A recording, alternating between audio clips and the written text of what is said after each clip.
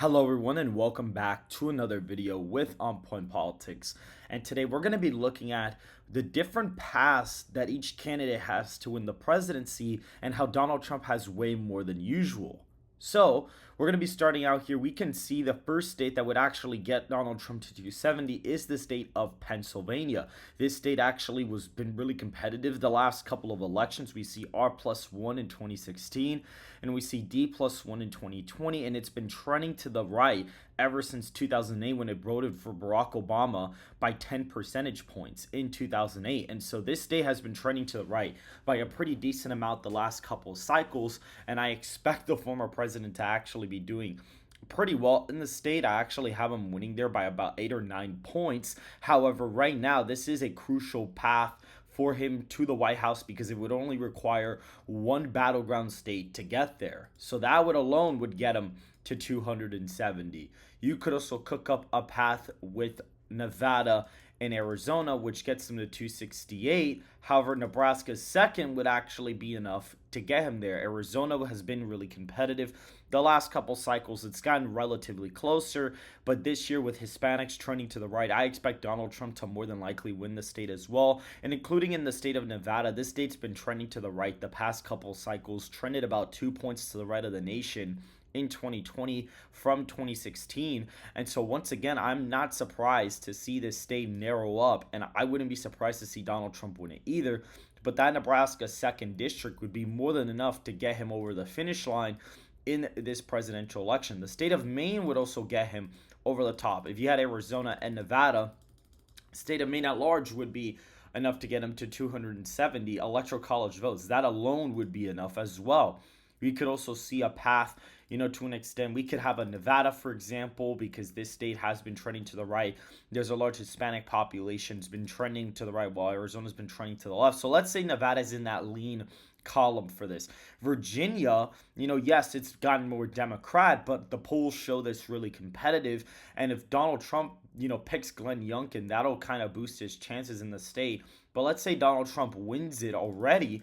That also gets him to 270 electoral college votes, included with the state of Nevada. That also gets him to 270 electoral college votes. Another path he could take to the presidency is to basically just sweep the Sun Belt. If he essentially gets Nevada, Arizona, and he wins the state of New Mexico, which has been more Democrat, but it's gotten a lot closer in years past. That is the thing. It's gone, at least with a Hispanic vote, it's been trending to the right just ever so slightly. And so if that state actually ends up voting Republican, we will see Donald Trump can actually get to 270 with just the Sun Belt and wouldn't have to even worry about any other states in the Rust Belt. That is also something really interesting to pull off as well. Another path would be the state of Nevada and Michigan, which Michigan as well has been more competitive in recent years. It was a tie in 2016, D+3 in 2020. And so essentially that would be another path for Donald Trump to the White House. Another path you could even insinuate is a Maine at large New Hampshire path with a New Mexico with Nebraska second.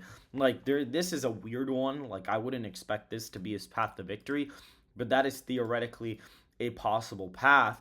You could also cook up a Minnesota path with Nevada and another thing like Nebraska second and Maine at large would get him to 270. He's got multiple pathways to the presidency, kind of like how Biden did. Essentially, Biden had the Rust Belt. Even in some cases, his path was already solidified. Meanwhile, Biden's path is extremely narrow. He's got two realistic paths. He can win New Mexico, which, there's a good chance it could go Democrat, but internal polling shows the state really close. As of today, there was an internal poll that actually had the race within 2 percentage points. So that was really interesting to see there. And also, another problem for Joe Biden is that Hispanics are moving to the right, which puts him in jeopardy in states like Nevada and Arizona. However, they have had a history. Nevada's had a history of voting Democrat. In Arizona has kind of been trending to the left. So let's say he wins Virginia, he wins New Hampshire. He keep in mind he has to run it across the board. He needs to win Minnesota, And then from there, he's going to have to win Michigan. He has to get Michigan to win. He's going to have to get it. And Nebraska second, he's pretty much also going to have to get it, because there's a lot of scenarios where if he doesn't get it, it'll be a tie essentially. So that leaves 4 states up for grabs. Now he's going to have to get Pennsylvania. And then from here, he's literally only got 2 options. He could win with Wisconsin and just run it across the board, or he can get Arizona and win with 271 electoral college votes. He could also do Nevada, but the problem with Nevada is that's not quite enough. If Donald Trump basically wins these 2 states, it's already game over. And Joe Biden doesn't really seem viable in any other states. I mean, he's not flipping Iowa or Ohio. He's not flipping Florida or Texas. And he's definitely not flipping North Carolina or Georgia. Even in an extreme scenario where he does flip Georgia, I mean, yeah, his pathway is a lot easier. But I honestly doubt that he's going to actually have to, really pull that one out. And North Carolina is a state that didn't even vote for him back in 2020. And so if he were to win Georgia, yes, his path becomes easier, because Donald Trump would then have to basically sweep it up across all the swing states. But that's out of his column now. Like Georgia, with African American support shifting to Donald Trump over the past year and a half, and lower turnout for the Democrats, and after that abysmal performance, I really doubt Joe Biden is going to have to be able to win the state of Georgia. And so that really puts him in a really bad spot, because he really only has 2 paths. He could either get Pennsylvania, Arizona, or get Wisconsin and Pennsylvania. And Pennsylvania, voter registration for Republicans has been increasing. They cut the lead of voter registration advantage for Democrats in half. And so if Donald Trump just gets Pennsylvania, like I mentioned earlier, it's basically over. The race is pretty much over.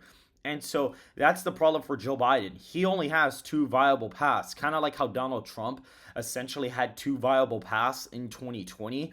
Now Donald Trump is the one with very large amounts of different paths to the White House. He could win with a combination of a bunch of different states that the polling and our modeling has extremely competitive. Meanwhile, Joe Biden literally only has 2 viable paths to the White House. And so pretty much basically to conclude this, Donald Trump has a very large chance of winning the presidency based off of this. And the Democrats should in fact be panicking as of right now. Make sure to hit the like button and subscribe for more content just like this. And I will see you guys in the next video.